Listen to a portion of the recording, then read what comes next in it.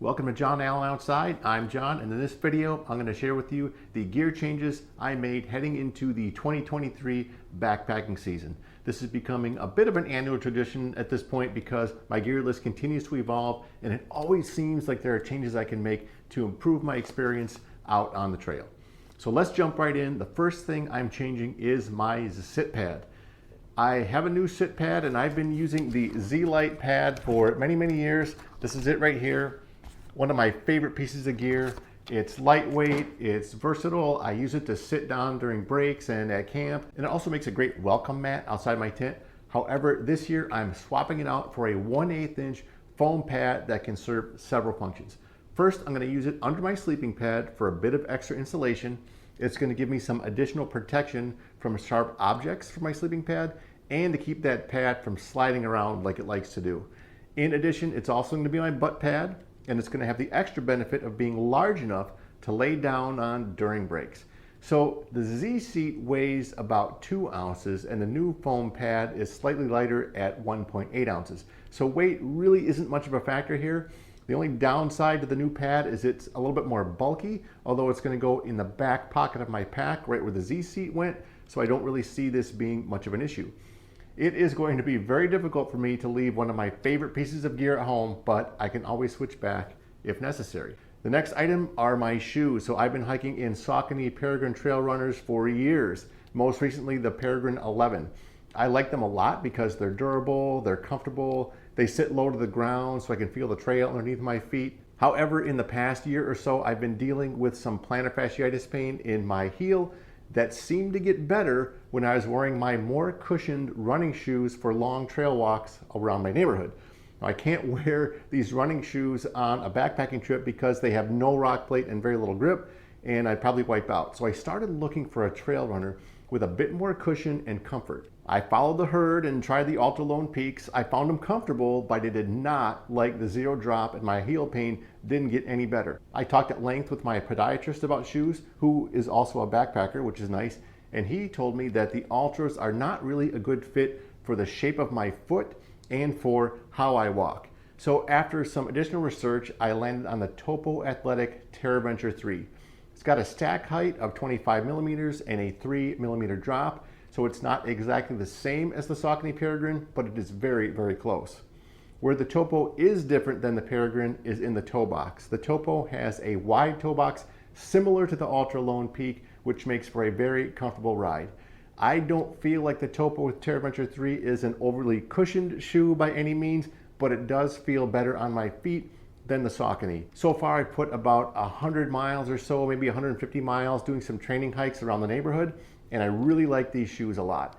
Great traction, no slippage, no blister issues, very comfortable, and my heel pain has been absolutely fine.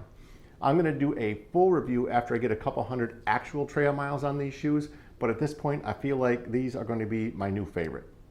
The next change is my tent footprint. So previously I was using a Tyvek tent footprint, and then last year I started playing around with a poly cryo tent footprint, and it has now become officially part of my hiking gear list. To be honest, the main reason I'm carrying the poly cryo over the Tyvek is because it's much lighter and much more compact. If weight and bulk were equal, I would absolutely carry the Tyvek tent footprint over the poly cryo because it's simply much better. Poly cryo is more difficult to use because it blows away in even the slightest breeze, and it's not nearly as tough as Tyvek.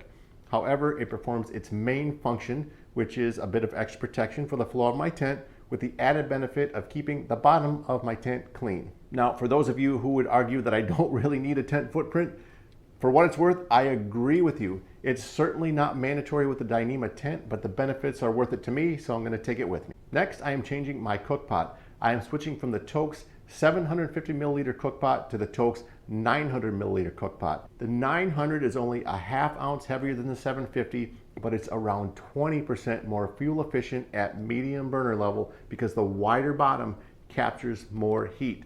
It also has 150 milliliters more capacity, obviously, which I need because a lot of times my meal is dangerously close to the top of the cook pot, tends to boil over a lot, and that makes a big mess. It's also big enough to hold a large fuel canister, which helps save a bit of room in my pack. If I include the orange protective carrying bag, The whole thing weighs in at about 4.8 ounces on my scale. The next change I'm making is to add a windscreen to my backpacking kit. In my fuel efficiency video, I explained how dramatic the effects of wind can be when trying to boil water. In my opinion, a windscreen or some form of wind protection is essential to avoid wasting large amounts of fuel and a whole bunch of time waiting for water to boil that may not ever boil. My approach was to create a do-it-yourself windscreen out of an aluminum cookie sheet that I picked up at the dollar store for around $1.25. I rolled it out using a rolling pin, got it nice and flat, and then I cut it to the size that I wanted. I folded over the edges to get rid of the sharp areas, and then used aluminum tape to hold that folded part in place. I also adhered 2 pieces of plastic straw with more aluminum tape that I'll use with tent stakes to hold the thing in place. Now let's take a look at this thing in action. I simply slide the tent stakes into the straws, and then I use the stakes to hold the screen in place. In the past, I've tried using stumps, trees, rocks, even my backpack or other equipment as a windscreen, but more often than not, it really didn't work that well, and I had trouble keeping the wind off of my stove. I'm very much looking forward to using this new windscreen this year, and I'll report back later on how effective it turns out to be.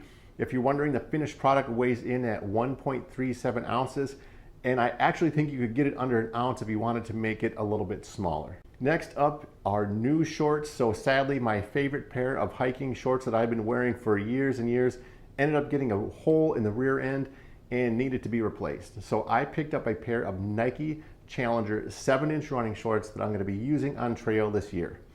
They also come in a 5-inch or a 9-inch variety, but I like the fit of the 7-inch, so that's what I went with. One important feature, at least for the guys, is a support system on the inside of the shorts. This is going to act as an extra pair of underwear if my other 2 get really ripe and unwearable on those long stretches between laundry days. Also, on really, really hot days, I don't like to wear underwear, and I just wear my running shorts with that extra built-in underwear right in them. If you're wondering about weight, these things weigh in at about 5.1 ounces on my scale. So those are my changes for the upcoming backpacking season. I can't wait to get out on the trail and start using all this stuff. If you have any changes that you've recently made, please leave a note in the comments because I'd love to hear what you're doing. I get a lot of great ideas from viewers, so please keep those coming. As always, if you found any value in this video, please hit that like button and consider subscribing to my channel. Thanks, and we'll see you out on the trail.